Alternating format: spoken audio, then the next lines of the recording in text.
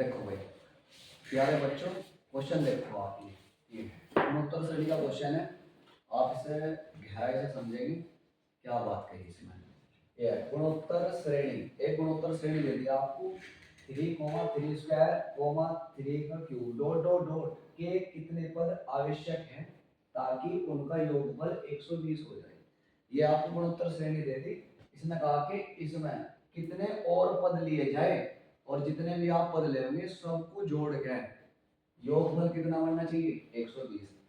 अभी हमें नहीं पता कि कितने पद लेने, वही डायरेक्टली तो पता नहीं कितने लेने हैं, तो आप क्या कुछ मान के चलो जितने भी आप पद लेंगे उन सब का जोड़ कितना बैठना चाहिए 120। सॉल्यूशन देखो आप यहाँ पर, सॉल्यूशन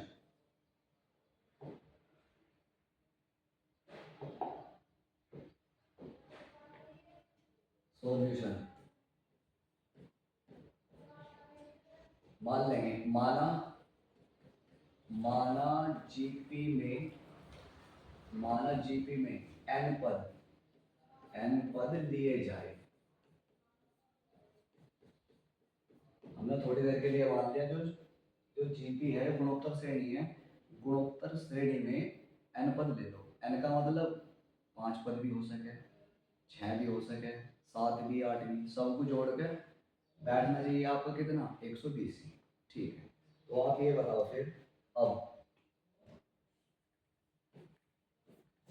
ये रखा आपको 3 का स्क्वायर कोमा 3 की power 3 comma dot dot dot क्या है जीपी में है, जीपी में है, ये गुणोत्तर श्रेणी में है।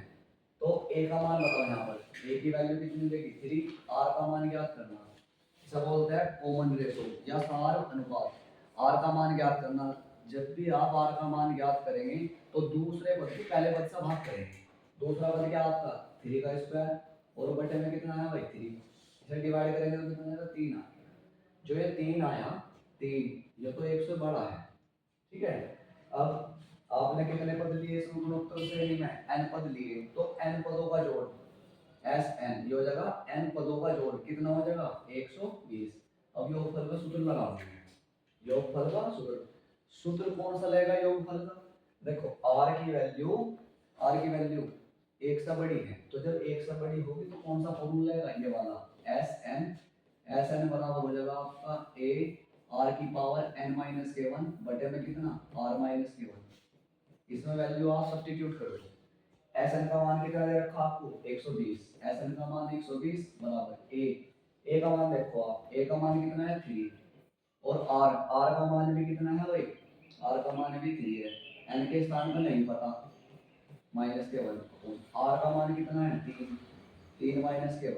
अब तो आपको कैलकुलेशन करनी है, क्या करनी है कैलकुलेशन देखो आप क्या होगी, ये आपको कितना हो जाएगा 120 बराबर ये कितना 3 और 3 की पावर n-k1 और बटे में कितना भाई 2, 300 उड़ा दो काट दो, 3 से जब आप काटेंगे 3 एकम 3 3 चौक 12 कितना आ जाएगा 40 और 40 दूनी 80, तो आपका आ जाएगा 80 और 3 की पावर n-k1 एक इधर ले जाओ, जब आप बराबर से इधर ले जाओगे तो जुड़ जाएगा, ये कितना हो जाएगा 81 बराबर में कितना 3 की पावर है घातांक के आपने नियम पढ़े होंगे, या तो इनके बेस से बनाओ या पावर, तो बेस बना लो। जो 81 है 81 को कैसे लिख सकते हैं 3 की पावर 4, तो 81 लिखे जाएगा 3 की पावर कितना 4 और बराबर में कितना चल रहा भाई 3 की पावर कितना n, भाई बेस से बेस कैंसिल आउट, तो n बराबर कितना आ गया 4, तो ये आ गया आपका क्या आंसर।